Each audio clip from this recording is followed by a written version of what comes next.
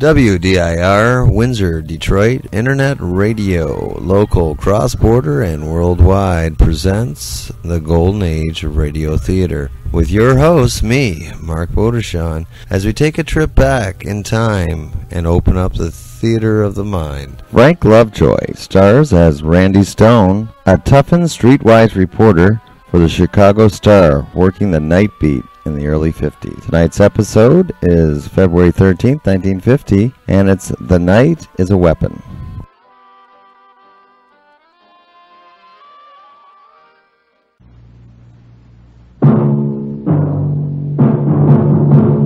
Night beat.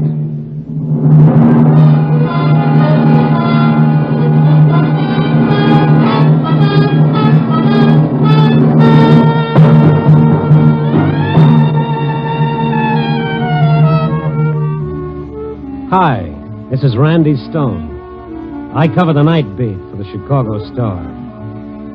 Stories start in many different ways, but tonight's story began when one man tried to destroy another with the strangest weapon of all, darkness.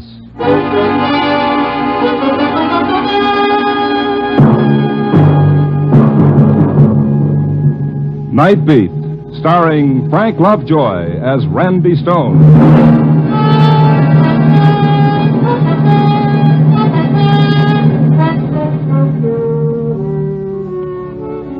When your job is to walk into the darkness and discover what makes a city tick, you pick up some mighty strange friends. The winos dreaming of a muscatel paradise in cold, dark doorways. The petty larceny boys with their fast deals. The painted little dames defying the world with their brassy laughter. The homeless, the hopeless. In the city, night is for the lost.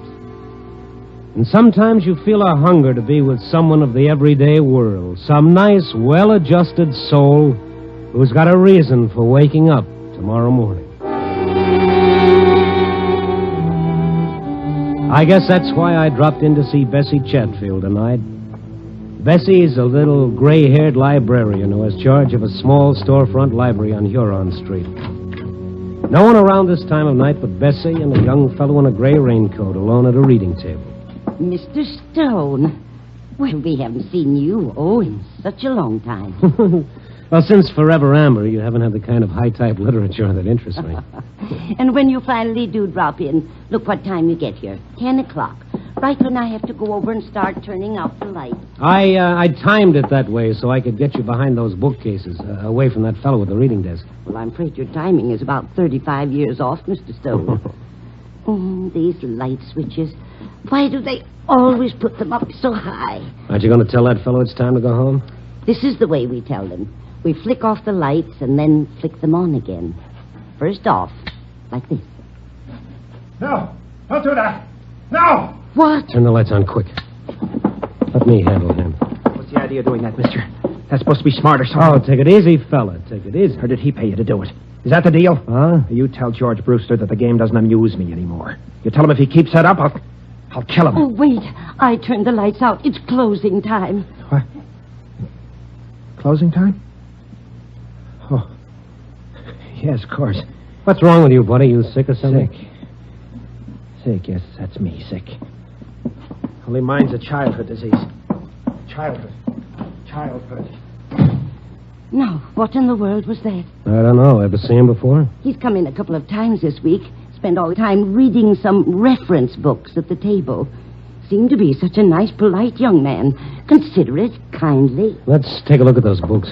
Oh, my heavens, my heart is beating a mile a minute. And did you see his face? It frightened me. He was even more scared than we were. Of what? These are books he was reading? Yes. The Mind in Limbo, Abnormal Psychology, Modern Psychiatry. Why would he want books like this? Maybe he was looking for somebody in these books. Who? Himself, Bessie? Probably himself.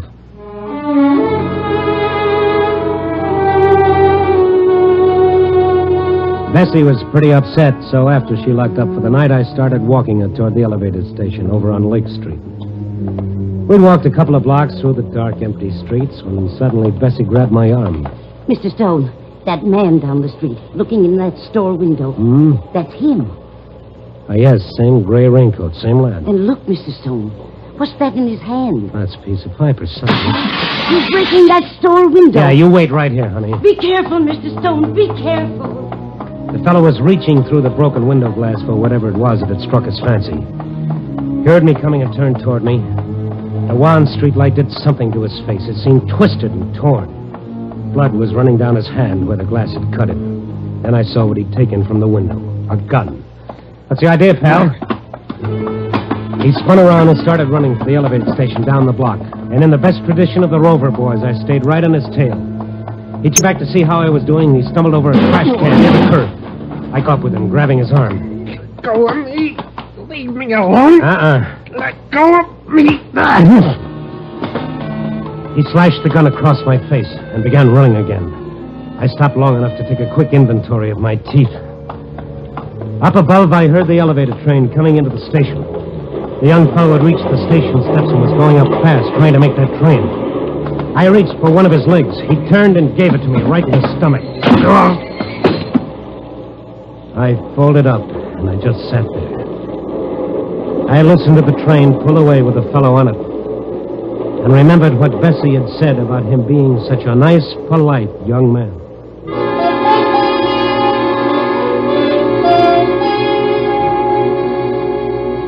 After a while, I began to feel somewhat human again. I notified the police what had happened, and they sent a squad car out. After they left, I remembered something, a name this nice, polite young man had been throwing around. George Brewster.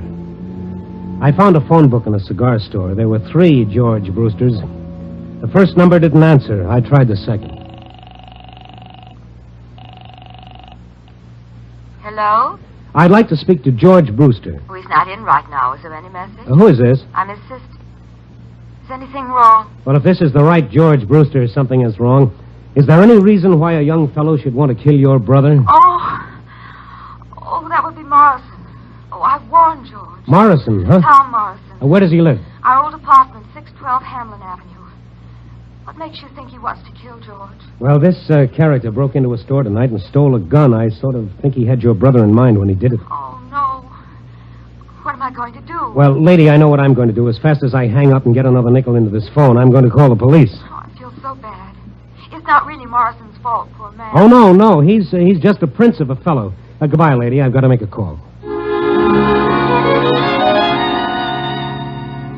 But then it turned out that I didn't have a nickel. And on the way to the counter for change, I started wondering why the sister of the man he was going to kill felt sorry for Morrison. And why Bessie thought he was such a sweet character. And, well, the night was young, and 612 Hamlin Avenue couldn't wait, and I could call the cops later.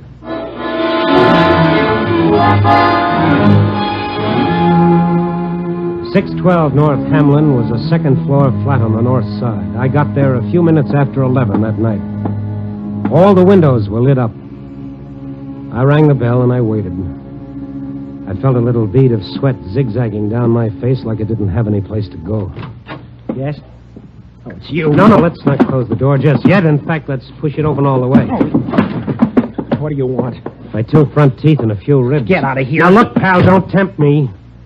I came against my better judgment to listen to what you've got to say. If I leave now, the only place I'm going is the nearest police station. Police station. I guess maybe that would be the best. What? Otherwise, I don't know what's going to happen. Yeah, I guess you better call the police, mister. What do you think you're doing, calling my bluff? The phone's right behind you.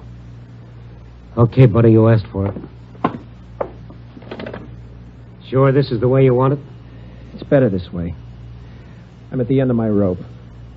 I don't want to kill him. George Brewster? Yes, George Brewster. I know how it'll end if he doesn't stop. Stop what? Call the police, mister. You'd be doing me a favor. Since when have I got to do you favors? Well, why aren't you calling? I'm an Eagle Scout in good standing. I haven't done my good deed for today. You can't help me, mister. Stone is the name. What makes you so sure I can? Thanks for even wanting to. After that bad time I gave you. Bad time? That's the understatement of the year. Well, I was panic-stricken. I mean, half crazy. Well, what have you got to lose if you tell me about it? No. Okay. Wait. I don't know. I'm like a drowning man grasping at straws. Look, maybe if you talk to Brewster, told him what he's doing to me, maybe he'd leave me alone. Well, you never can tell. But I'd have to know what I'm talking about. It's quite a story, mister. These lights. Look at them. Bright as the sun, aren't they? Lamps. Overhead chandeliers. Look at them. I'd hate to see your light bills. Like some men need drugs. That's how I need these lights. Come again? My sanity depends on it. My very sanity. On these lights? It's a sickness. You've even got a name for it. Noctophobia, it's called. Fear of darkness. Fear of darkness? That's for kids. No, I take that back. I'm sorry. Don't be. I quite agree. Kids. Or neurotic women. But in a man of my age, it's quite ridiculous. When the day starts drawing to a close, when the night starts crowding in. Have you been to a doctor? Sure, I've been to doctors. They tell me I shouldn't feel too badly. Plenty of people with my trouble. A hangover from childhood. An illness. Like heart trouble is an illness. I'll take the heart trouble. Maybe you haven't gone to the right kind of a doctor. Maybe psychiatry could help you. Nothing's going to help me. George Brewster's going to see to that. What about this, Brewster? He's trying to destroy me. With the strangest weapon of all. The strangest weapon of all? Yes. His weapon is the night.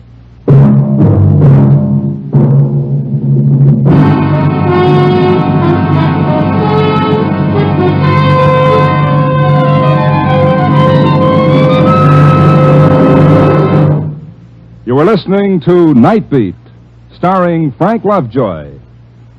In a moment, we'll return to Night Beat and Randy Stone. But first, we'd like to call your attention to another great NBC mystery adventure program. Every Sunday, you'll want to hear the exciting new Christopher London series with screen actor Glenn Ford in the title role. Stories for Christopher London are furnished by Earl Stanley Gardner, one of the most famous mystery story writers in America. There is no doubt about the greatness of Gardner's stories, and with the superb acting of Glenn Ford, Christopher London should be must-listening for every mystery fan. Make a listening date now to hear the exciting adventures of Christopher London every Sunday over most of these same NBC stations. And now, back to Frank Lovejoy as Randy Stone in Night Beat.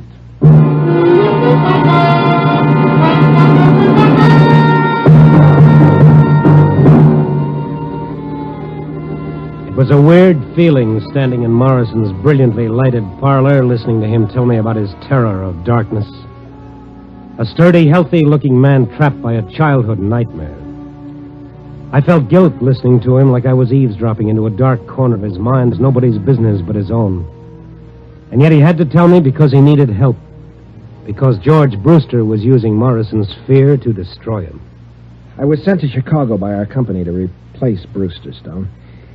Till he found out why I was here, he couldn't do enough for me. He even got me this apartment. Greater love hath no man. Then he found out what the setup was.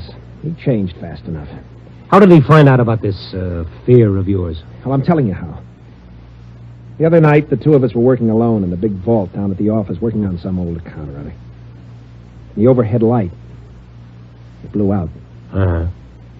Well, it was so sudden, I couldn't help myself. I tried to keep calm, but it was like something tearing me to pieces inside. I couldn't breathe. I couldn't... We'll be right back on WDIR, Windsor, Detroit, Internet Radio, local, cross-border, and worldwide. And we're on the Golden Age of Radio Theater. And we're listening to Night Beat.